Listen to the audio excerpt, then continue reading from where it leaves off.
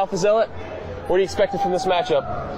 I'm actually really excited to see this. I think PC Chris is going to stick with Falco most of the way through. I went to MLG Anaheim with actually my girlfriend at the time and her friend, two people who knew nothing about the game, but we were there, the front row of the bleachers cheering, and it was one of the few times when Melee has really felt like a real sport. He wants to stay away from those platforms. He needs to control the bottom middle of the stage. Ooh, excellent forward smash from Ken, and he gets the first kill. It was accessible to those who didn't know a lot about it. You didn't need to know all the technical terms, but it was a competition. It was a spectator sport. There we go. PC gets the next kill, but he's in trouble. He's going to have to do something magical here to keep Ken from getting the next kill. And that's when I really believed that Smash was going somewhere, that it was going to be big and important and mainstream, before it all crashed and burned.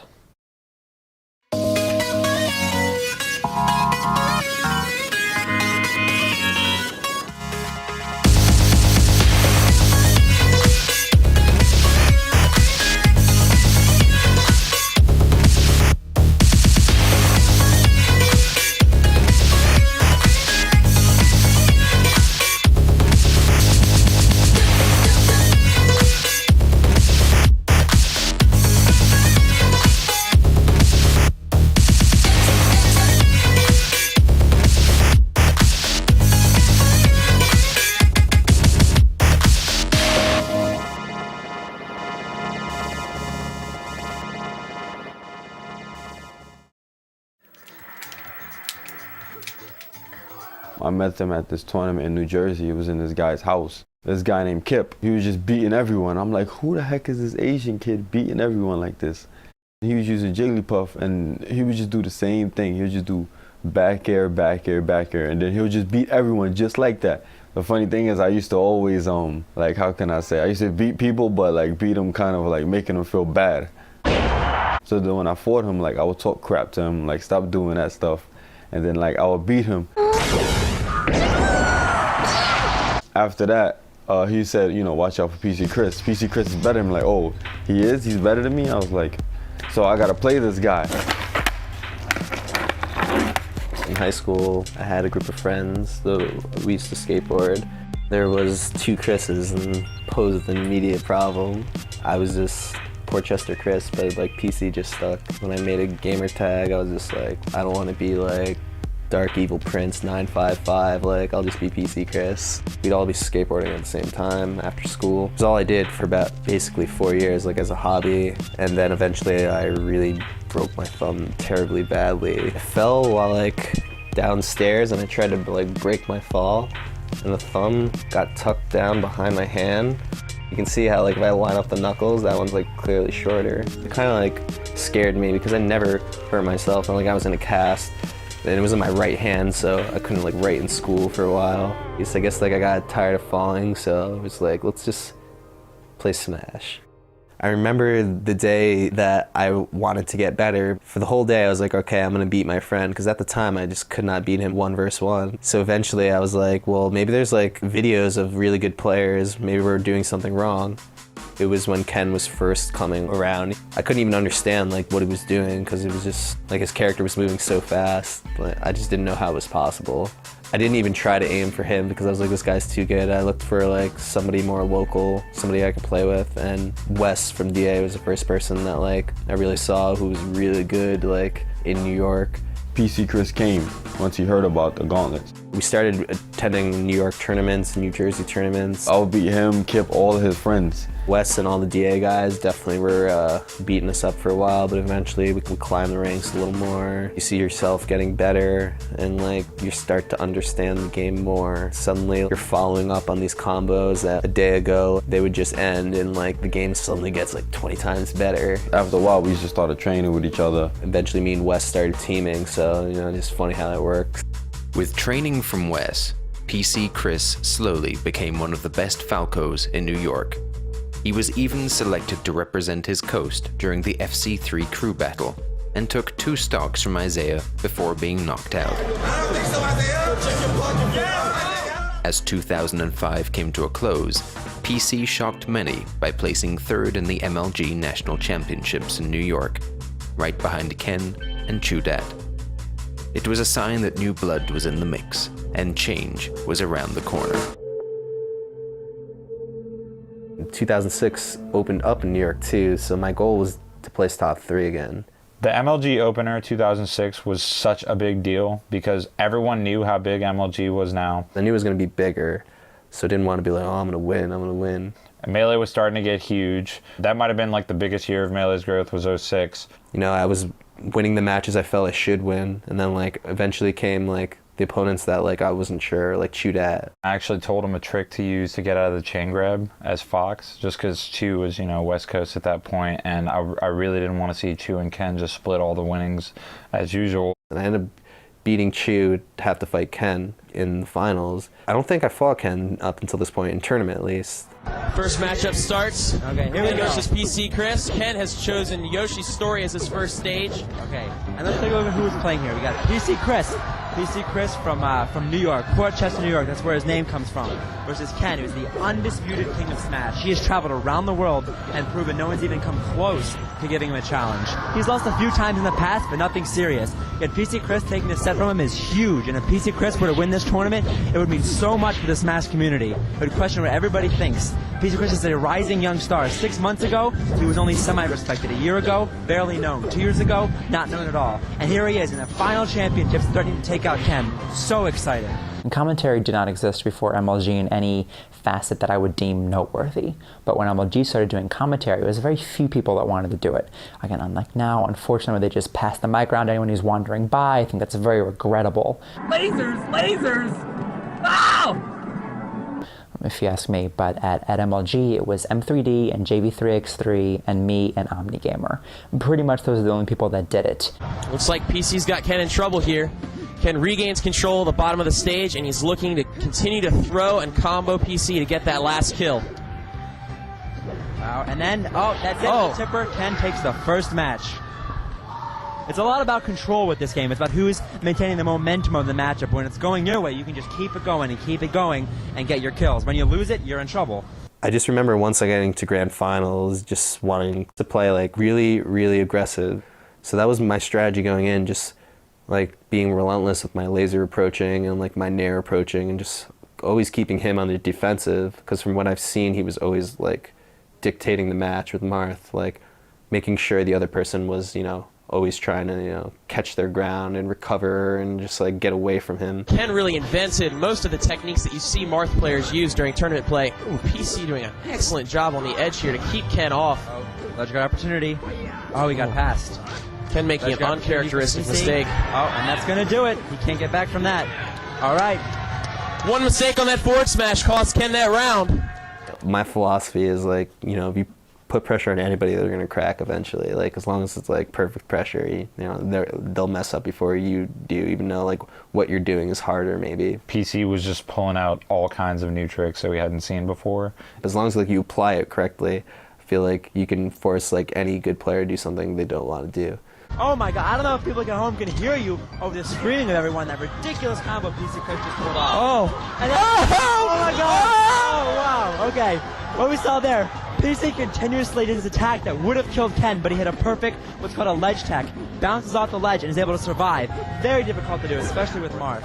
It was really, really hype. I mean, since there were so many people, like a lot of people were watching, and you know, everyone got really into it. Wes was obviously talking a lot of smack. Ken off the ledge. He needs to get back on. Oh my god! Oh my gosh! I thought it was going to end right there, but both players are alive. PC Chris is barely with alive. the high Good directional ceiling, PC influence. survives that attack. Both players are on their feet again. They hit each other. Oh my god! The crowd goes Ken flies off the wild. left side. Wow! Did not know where that was going. Oh man, that crowd like ripped me a new one. Again, you can hear that. I'm gonna put the mic up to the audience. You have someone screaming next to your face and stuff. It's kind of hard to concentrate and win. It's now 5-3 in PC Chris's favor to finish out the best of 11. The crowd is going absolutely out of control, and we're even wondering if it's going to affect the player's gameplay. And then some more officials might have to step in. And Ken. Looks That's like going he's to going be to get it. this one. And Ken's going to take a match. It's just back and forth right here. All right, PC just needs one more, while Ken needs two. He started noticing on certain stages his Marth just couldn't even do it. He'd switch to Fox. Wow, and Ken with a character switch here. Now he feels more comfortable playing Fox because of the level. In the close quarters here, it's going to be a lot of comboing. That makes it a whole new ball game. Now you're dealing like with one of the fastest character, and he's running around. Ken with those little hits, just keeping him away. PC can't recover. Wow, Joe, this is the last match. Pretty excited. Came down to the last match too. Like the very last match was the second set. Ken's hating every hit here because he needs to get the kill soon without racking too much damage. Every time he's hit, and with ledge guard opportunity, is he not going to make it? Oh my god, 3 stock to 1. When anyone wins a match against Ken, you kind of say, okay, well, this is just one match of a set of 5, it doesn't matter. And very slowly you realize that history is in the making. He needs to be careful on the ledge, above all. Careful on the ledge is what PC's got to be thinking. Oh, that's going to do it! The finals go to PC Chris, winner of the New York City season opener, overthrowing the King of Smash, Ken. That's it. $2,000 and a lot of glory for PC Chris. Congratulations. I end up winning, which I couldn't believe it, like especially in front of like everybody, like all my New York homies had my back. Just the fact that it was like this new like up and coming player, you know, it gave a lot of people like inspiration who were just starting to play Melee, like, okay, this guy's still new and he just beat the best player. An MLG guy came with like directly with like a microphone and camera, and like I was not expecting this, and he's like, you have anything to say to your fans out there? And I'm like thinking to myself, like, I have no fans. There's cameras going off. Like, I like to think of it as like, you know, a little revolution in New York Smash itself. We, you know, turned the page on something old, and now we moved on to bigger and better things. Winning like a national versus like the best player, like I was the first person to do that. I would always beat Asin. When PC Chris beat me, it was just like gave the East Coast a new hope. They're like, oh, we can beat them. The East Coast finally had their answer to Ken. The savvy new champion found instant fame, not only for his technical skills, but for being what few pro gamers had been before. Cool. He's cool as shit. He's humble. Well, as humble as a guy that's that good at something could be. Cigarettes, phone, wallet, money, keys. In there. All right. PC Chris was the most laid-back person I've met within the pro spectrum. He's a very funny guy too. He like cracks jokes. He like trash talks all the time, like jokingly though. They just can't handle me right now. Unlike those coronas in the back, it's cold, baby. This is, you know, waiting for the party to happen. The party's already happening, my dude. Well, some of the stories I might say might get PC Chris in trouble, so.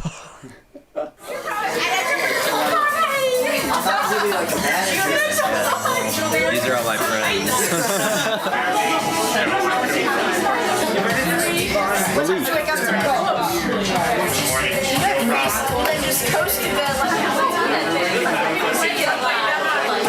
That must be how I bust my ass all day and I'm hungover. It sucks.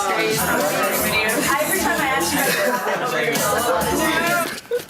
See how good I can hide how miserable I really am to the customers.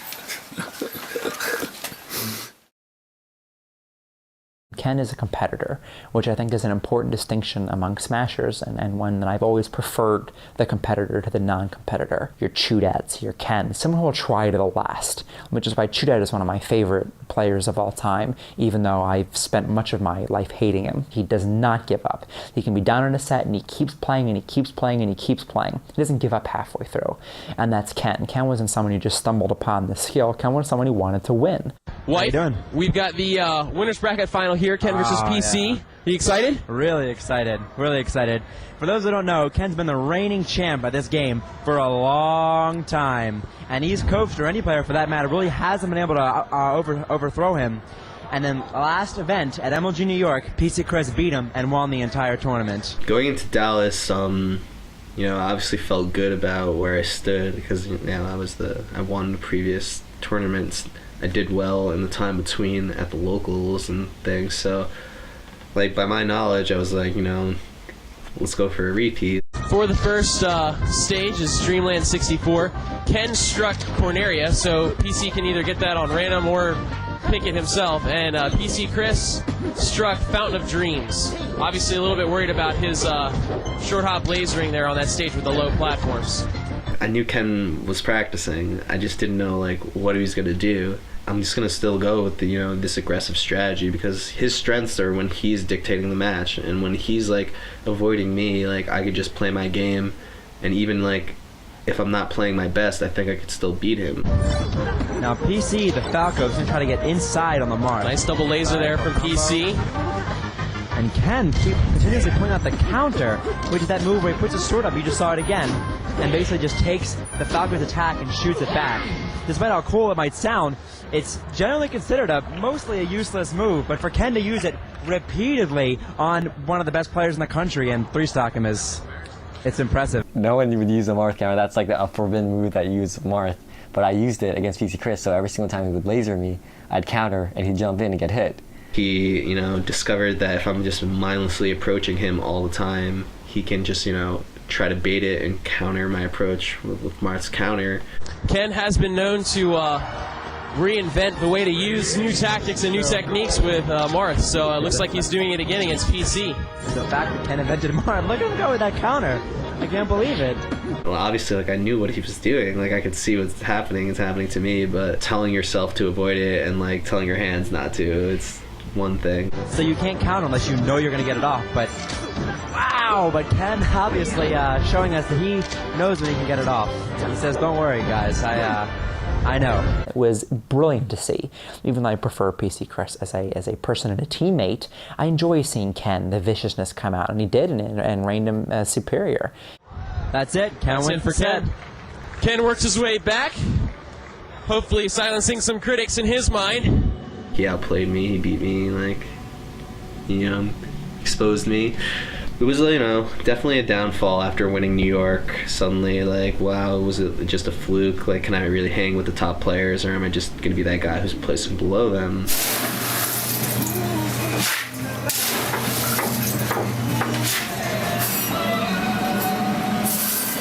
Eventually, I just had to make a decision whether if I was just wanted to keep working and just do the normal life thing, work, school, or if I wanted to try, test this Smash thing out for Ron. And I was at the age, I was like, why not?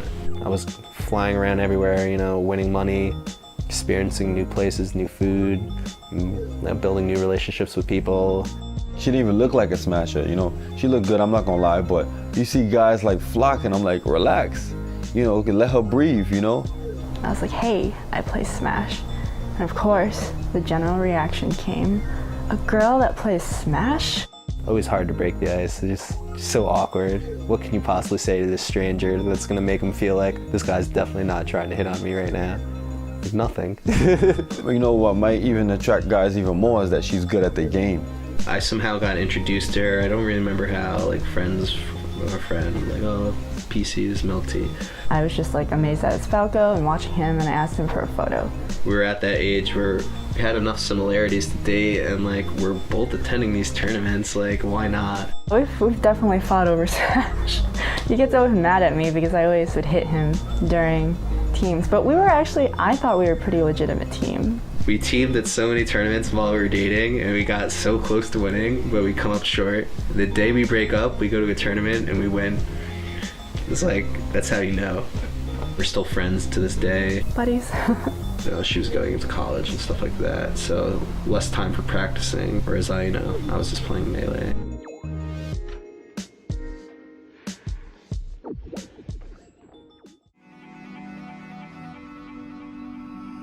Everyone was like, oh, Ken just figured out this stuff, and now he's gonna beat PC Chris every time, so everybody knew about it, so I needed to figure out, something to do about that. Trying to adjust mid-match, this seemed to be my weakness. If there were certain players that just knew my style more, I had trouble against Azen too, and I feel like he's one of those players that just knows how I play. I knew I couldn't be completely defensive and just try to avoid the counter, because like I said, he'll be playing his matchup then, he'll be forcing me to make bad decisions.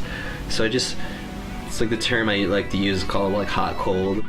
Sometimes run up and don't do anything, see what he does, but at the same time sometimes I would just approach him. So I was just trying to mix things up just so he couldn't always just be throwing out counter, and if he did, he'd get punished for it, and at least start to think about doing it. That's what I was trying to do going into Anaheim. MLG Anaheim came out, the third tournament, and they had a really, really great showdown. See this, I think PC Chris is going to stick with Falco most of the way through.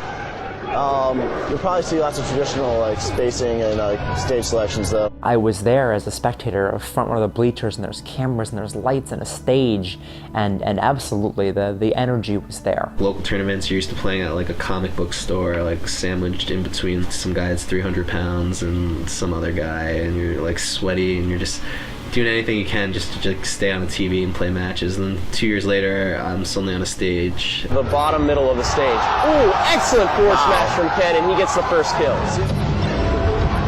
Good read by PC Chris though. PC Chris is playing beautifully right now. He's managed to totally erase that stock deficit. Well, I said he needed something magical, and he delivered. Wow. Wow. Excellent play from PC Chris. He's really taking it to 10 now. Oh, wow.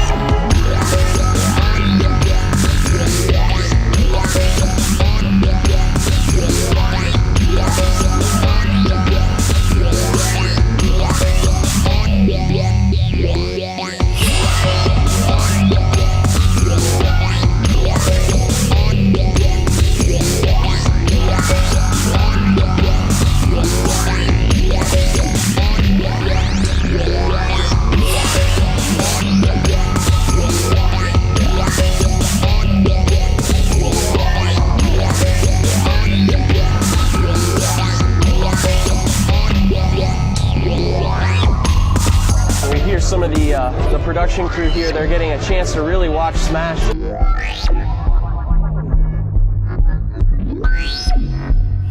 They're realizing just how fast Smash players do things on their controllers.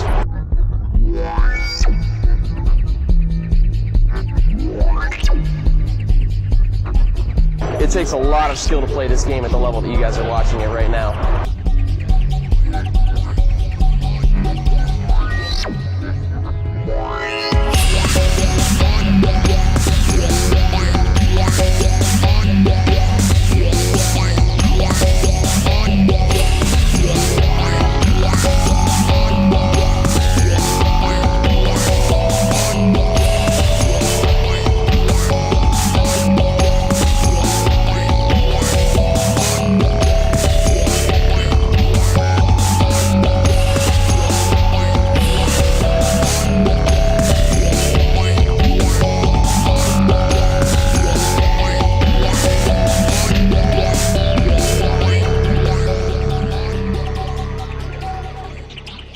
Came so close, down to the wire. Last game, last match, last stock. The West Coast crowd is going nuts. They're chanting, Cali, Cali, Cali. Ken is their hero right now. They need him to get this victory for the West Coast. This is sort of a revenge match from back in New York where the East Coast crowd kind of tore Ken up.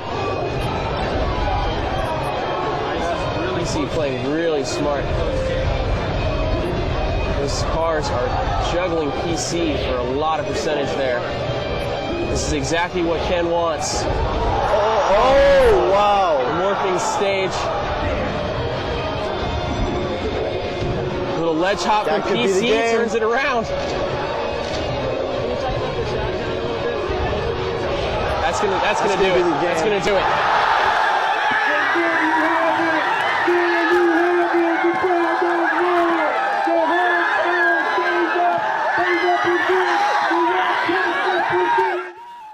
It was like all the butterflies in my stomach went out. They hoist them up on their shoulders, and even though PC lost, it was still a great tournament experience. Huge, like a sign of relief. I didn't really care whether Ken or PC Chris won half as much as I cared that people were actually watching, because the Halo kids were watching and adults were watching and girls were watching, and that's the direction I wanted to go. I always wanted more from Melee. I didn't want it to stay as it was. I wanted to explode into something different.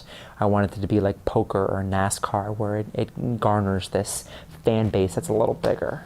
Even though like I didn't walk home with the win or the money, and like people were still saying, "Oh, Ken's better than PC," but like I knew inside that like I went there and I did what I wanted to do.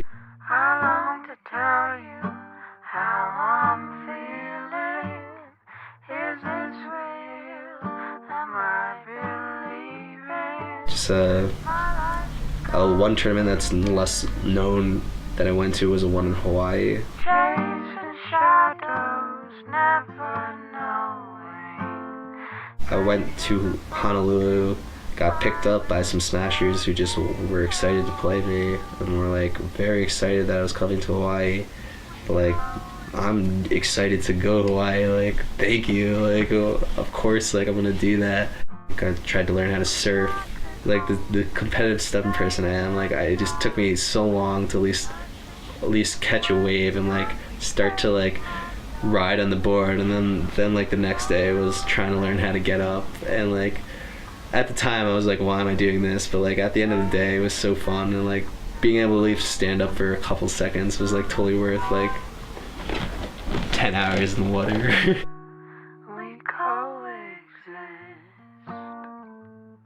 I win the tournament, so I'm like paying for my trip, and it was just honestly the best time of my life probably. And like I really enjoyed myself. Everyone in Hawaii, I mean, shout outs to all of them. They made me feel like a king. They didn't need to, but they did. I had a great time. They were all kind. Hopefully I can go back someday. Just like being on the beach, you know, got the beers, got some food, got some music, got some friends. It really doesn't get much better than that.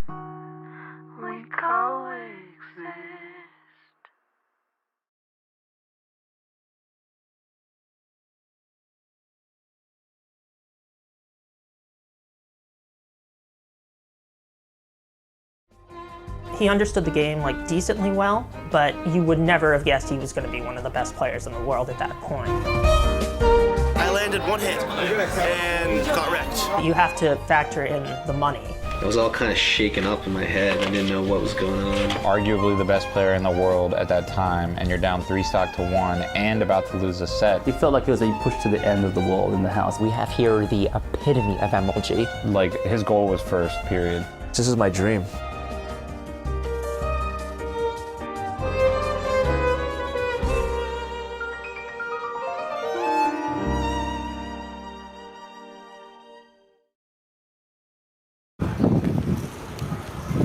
Good. No laughing so far. You did that on purpose. Alright, so we're gonna have to talk about the double DVD theory.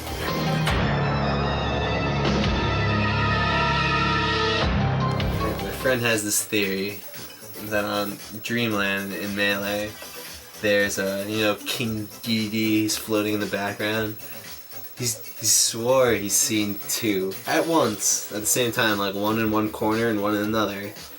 And ever since he's told me, like, whenever I play Talon Friendlies, like, I'll be on the prowl for that double DVD. Like, I'll be Falcon, and I'll have him in this, like, favorable position, but, like, I can't see enough of the screen, so I'll run to the other side, just so, like, I can get the full view of the screen. He says this needs to be on the documentary. I swear he's taking a picture of it, and I told him if he finds it, then we'll have something to talk about in the community. Until then, it's just a theory.